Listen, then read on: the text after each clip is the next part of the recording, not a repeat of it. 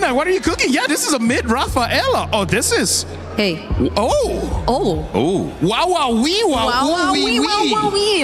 Why is this, at this point, something that we're not expecting from Midnight? Why is it catching us off guard so much? We're not expecting from anyone. This is... I can see it's Big Brain Midnight. It's Mr. Big Brain Man. Big Brain Man. Maybe the utility healer type we were suggesting was something I expected more from Liquid rather than Aurora. This is the kind of draft that kind of says we're playing for TNZ, yes. right?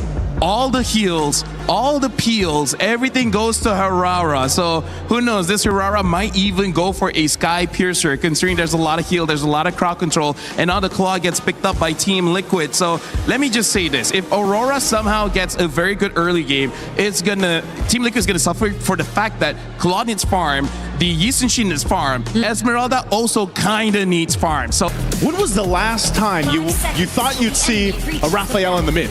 It's been a while. Maybe there was a sprinkle in M5? Maybe we saw a little bit of heal then, but I feel like, definitely saw some in M4 with all the utility jungle. Yeah. But outside of that, yeah, it's been a very, very, very long time. I have been wondering about this, if we're going to start to see some classic, Ube in a sense. Yes. With such heavy assassin junglers coming back, sometimes that is the answer. Sustainability, steamroll, group up, and just power through. But the thing is, with something like Aurora, it's a little different than what you would classically see with that. Normally you see the utility jungler paired up with that.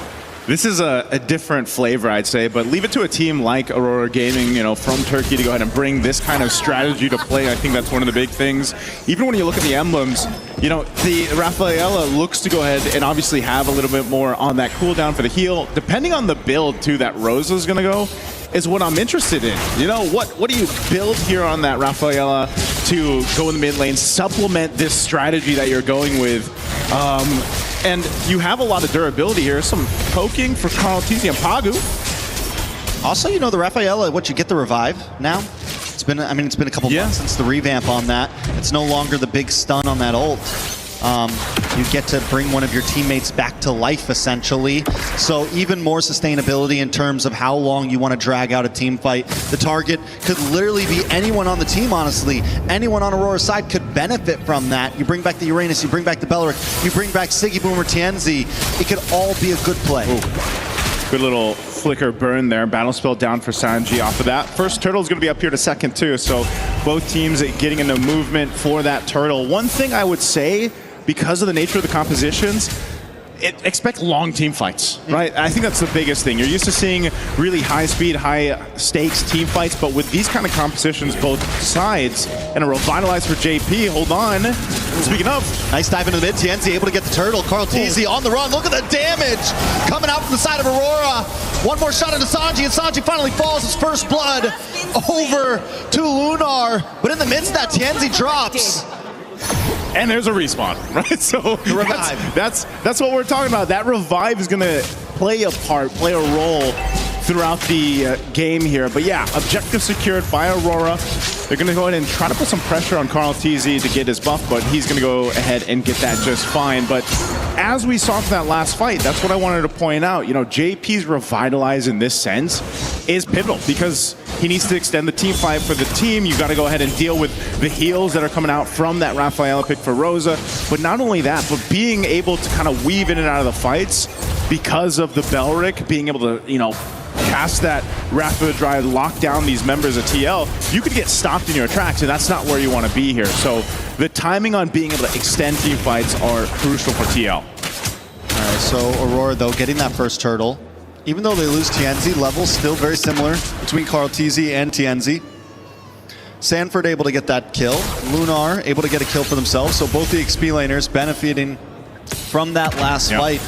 But still, we're already seeing how Aurora can just kind of bully TL away in some of those big 5v5s. The only thing they're going to have to watch out for, I think at this point, is Sanford getting to that back line, something that he is so good at.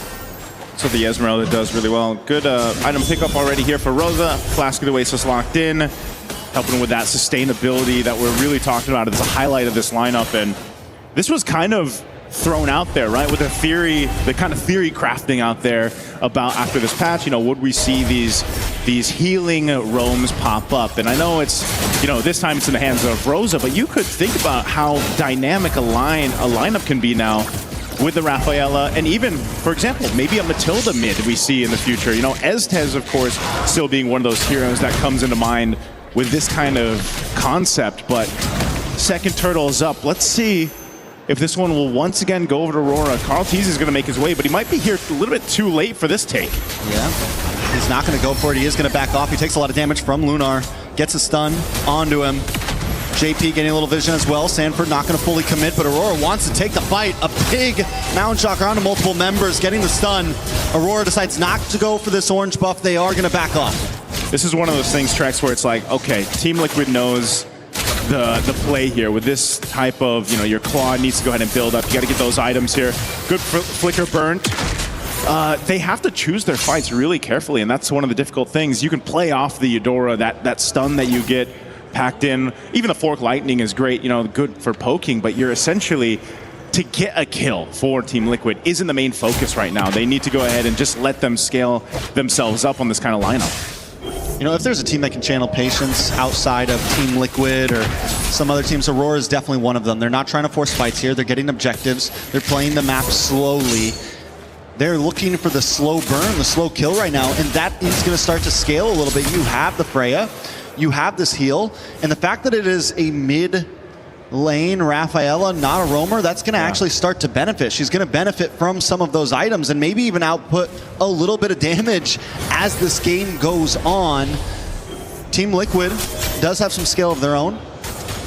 And I mean, this is probably one of the slowest games we've seen so far in groups. I was going to say, very different from our previous matchup, but here we go. Big AOG connects, does get the knock-up. But TNZ finds Sanji the backside. carlteasy not able to get away. Lunar gets the kill. JP gonna be next, chopped off, taken out. And Sanford falls as well. A double kill into the hands of TNZ. Aurora take a huge lead 6 minutes in. And that is the power of this lineup. You saw it right there, the amount of heals, the amount of movement speed. As we look at the replay here from STC, this pressure was around that purple buff. Pagu made his way around, but crashing in under the tier 1 turret and getting to lock down these members, but then just outlast Team Liquid. That's what the power play is for this kind of composition. This is why it ends up working out. And you can see the men behind it for this one. This concept is working for Aurora as they get now the third and last turtle of this game. This is what I mean when I say we are just unpacking the meta. Yeah. The layers are still peeling off right now, and we still got a long way to go till we figure out exactly what is what. And Coach Midnight's showing it right now. We have the Rafaela, and it is working beautifully. Definitely we can't count TL out just yet, but the fact that Aurora is up 4K right now, 2 towers, TL has been unable to take anything. If they can keep this lead past the first Lord, that is unheard of. Again, this was a big thing, you know, for a lot of people coming into this year's MSC here at EWC 26 was, you know, just where would the meta be? How would the current contenders for that championship and the defending champions themselves adapt to a meta that's quite different, right? Just from last year alone, just from a few months ago for a lot of people. And it's already showing here. Oh, no. Oh, no escape from that one. Teddy will go down. Aurora looking for new targets now into the mid side. carlteasy just wants to get his camps, but Aurora want more. They want to come for this tower wave, crashing down the mid, and look at the grab. A lot of damage onto TL. Into the backside, Aurora able to push Sanji away, and Siggy Boom locks on. JP falls as well. Aurora is relentless on this mid lane. Aurora is relentless in this game, and they'll get another as Sanford is the next to fall. I thought for sure they were done, but now they're under towers. TNZ with a triple in the face of Team Liquid. In the face of a holy defense, they're jumping under towers. Man, oh man, who would have thought this is what you'd see in an opening matchup here for Team Liquid, and now they're desperately trying to hold on to the mid tower. And they're still under it. The heal is insane. Tower shots to the face. They're immortal right now. Can they end it? I think they can. Minions down the mid side. Down goes Sanford. They're going to pile on to carlteasy, and they're going to pile onto this crystal. It's a wave still coming. They got to wait for it. Death counters. They're going to wait for the minions. They're going to make their way slowly here as they put on a show for us. Team Liquid, can they defend it still? JP and Sanji are up. AOG comes out, wave of minions comes out as well. Aurora can't fully overcommit, a big stun coming in from Sanji, but they fall. JP, Sanji down for the count. Aurora Gaming don't want to waste any time. Sanford dives in with a fallen Star Moon. It's another wave coming. Will Aurora stay here? Okay, they bought some time. They cleared things out, but man, the stacks right now on TNZ are insane, and they're looking to end. They're going to keep on going. They're not going to give it up. Finally able to lock onto the base. TNZ will help Aurora take game number 1.